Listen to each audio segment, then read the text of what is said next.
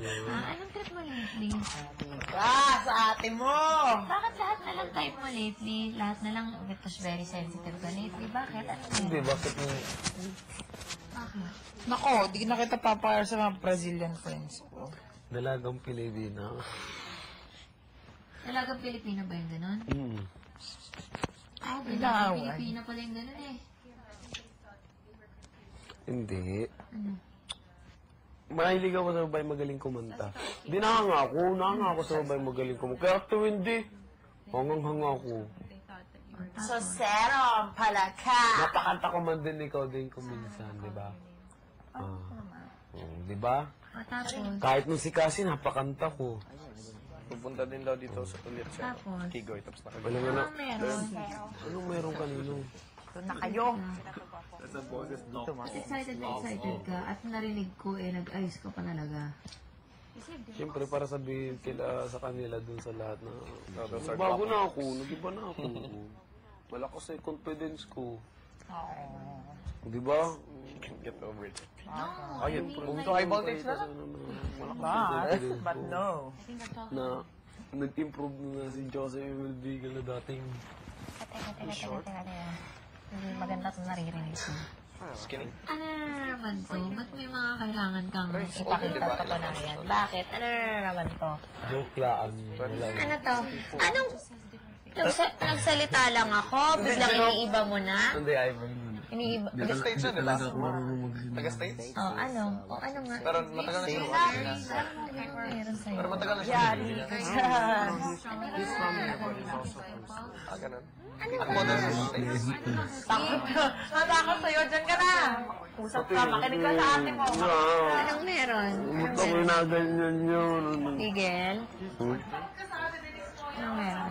Wala. Si Puyiting nag-ayos din. Pareho kami dalawa. Parang Kigoy. Oh. Kung nag-ayos din, ba't ako Iba yung sabi mo nakatanong? Kanya, about basta pag may mga nag-aayos, mag-aayos ka rin. Oo. Ba't nakikipagkompetensya ka sa pag-aayos? Hindi. May bisita. Nakikipagkompetensya ka sa personalidad mo? Hindi, may bisita. Kasi yung dating bigyan na nakilala ko. Anong bigil na ano?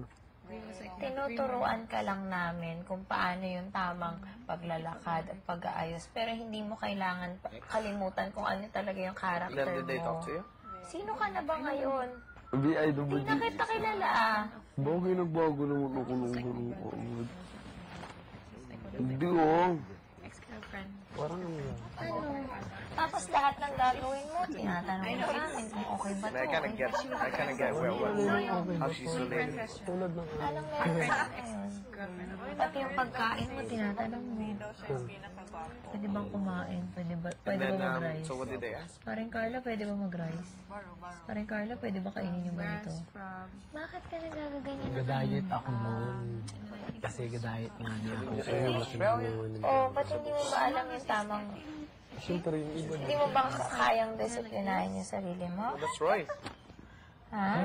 That's right. Ba't kailangan lahat, tinatanong mo sa lahat ng tao? Hindi naman sa lahat. Eh, parang ano lang. Siyempre. Oh, ba't kailangan tanongin mo sa kanya? Parent mo ba yun? I think had Girlfriend mo short ba yun? hair and he's dark.